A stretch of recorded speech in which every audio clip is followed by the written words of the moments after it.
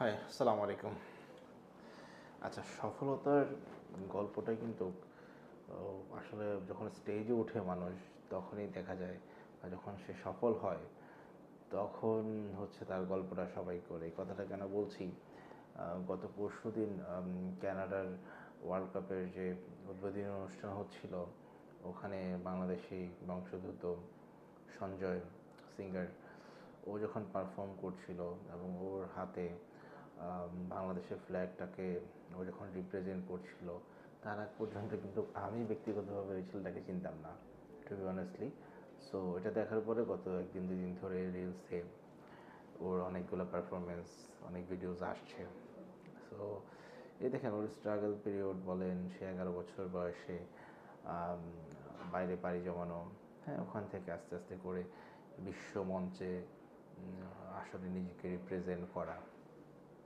So প্রত্যেকটা success স্টোরির পিছনে প্রচুর হার্ডওয়ার্ক থাকে, এবং মানুষ যখন সফল হয় তখন কিন্তু প্রায় এটা দেখা যায়।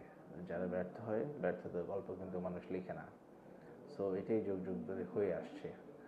সো ইন্ডাস্ট্রিতেও আমরা যারা সেলসে কাজ করছি, আমরা যারা সফল হয়েছে তাদের সফলতার গল্প আমরা করি, এবং তাদের সাকসেস স্টোরিগুলো আমরা নিজেরা বলার ট্রাই করি। সো প্রত্যেকটা মানুষের জায়গা থেকে সফল, বা একটা সার্টেন লেভেল পর্যন্ত উঠতে না পারলে না, ওনাকে নিয়ে আলোচনা হয় না, ওনার স্টোরি নিয়ে মানুষ কথা বলে না। সো আমরা আমাদের নিজেদেরকে বুস্ট আপ রাখার জন্য প্রতিটা স্টেপ বাই স্টেপ কাজ করি, এবং হচ্ছে একটা প্যারামিটার সেট করি যে কোন উচ্চতায় আপনি আপনাকে নিয়ে যাবেন, এবং ক্রেজি হয়ে যেতে হবে সফলতার জন্য। তাহলে দেখবেন একটা সময় সফলতার লিমিট আপনার চিন্তাকেও ছাড়িয়ে যাবে, এবং সর্বোচ্চ পর্যায়ে আপনি পৌঁছাতে পারবেন।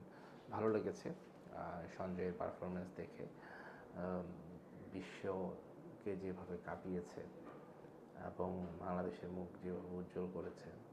সো আমরা প্রত্যেকটা মানুষের ভিতরে সেই ক্যাপাসিটি আছে। অনেক লম্বা সময়ের প্রয়োজন হয় না, যদি হার্ডওয়ার্ক করে যান এবং কন্টিনিউয়াস প্রসেস ফলো করেন, ডেফিনেটলি আপনি একটা সময় সফল হবেন।